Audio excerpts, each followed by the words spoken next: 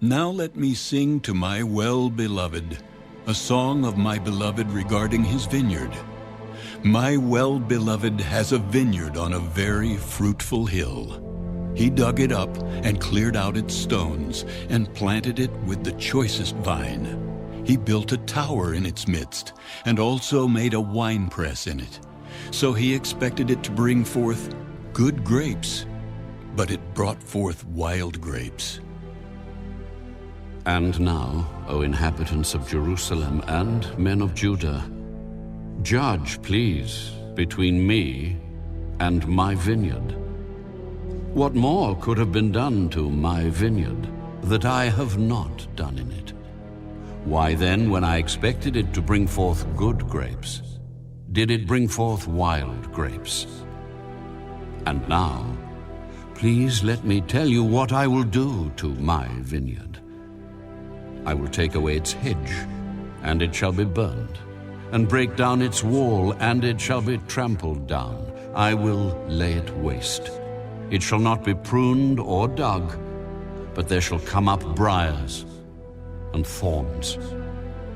I will also command the clouds that they rain no rain on it.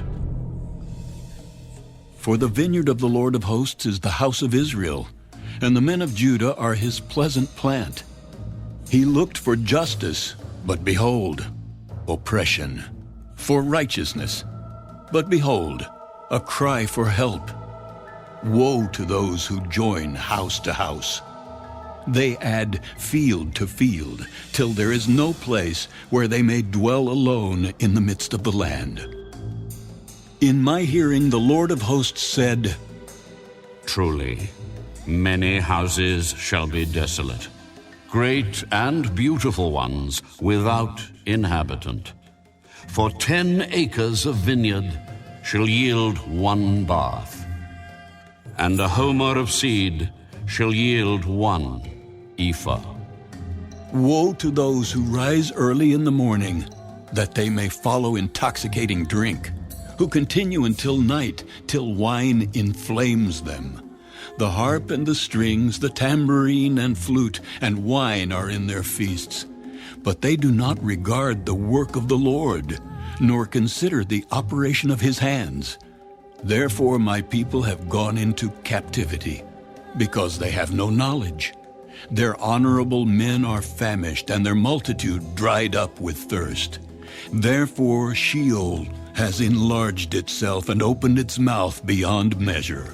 Their glory and their multitude and their pomp, and he who is jubilant shall descend into it. People shall be brought down, each man shall be humbled, and the eyes of the lofty shall be humbled. But the Lord of hosts shall be exalted in judgment, and God, who is holy, shall be hallowed in righteousness. Then the lambs shall feed in their pasture, and in the waste places of the fat ones strangers shall eat. Woe to those who draw iniquity with cords of vanity, and sin as if with a cart rope, that say, Let him make speed and hasten his work, that we may see it. And let the counsel of the Holy One of Israel draw near and come, that we may know it. Woe to those who call evil good and good evil, who put darkness for light and light for darkness, who put bitter for sweet and sweet for bitter. Woe to those who are wise in their own eyes and prudent in their own sight. Woe to men mighty at drinking wine. Woe to men valiant for mixing intoxicating drink, who justify the wicked for a bribe, and take away justice from the righteous man.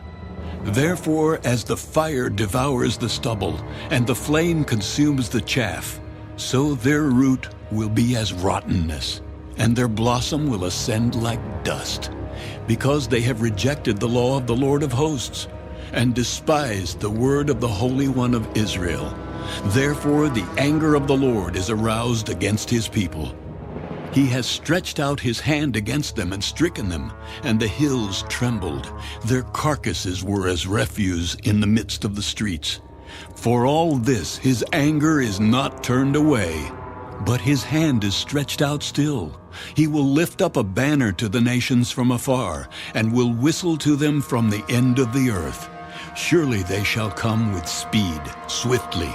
No one will be weary or stumble among them. No one will slumber or sleep, nor will the belt on their loins be loosed, nor the strap of their sandals be broken, whose arrows are sharp, and all their bows bent.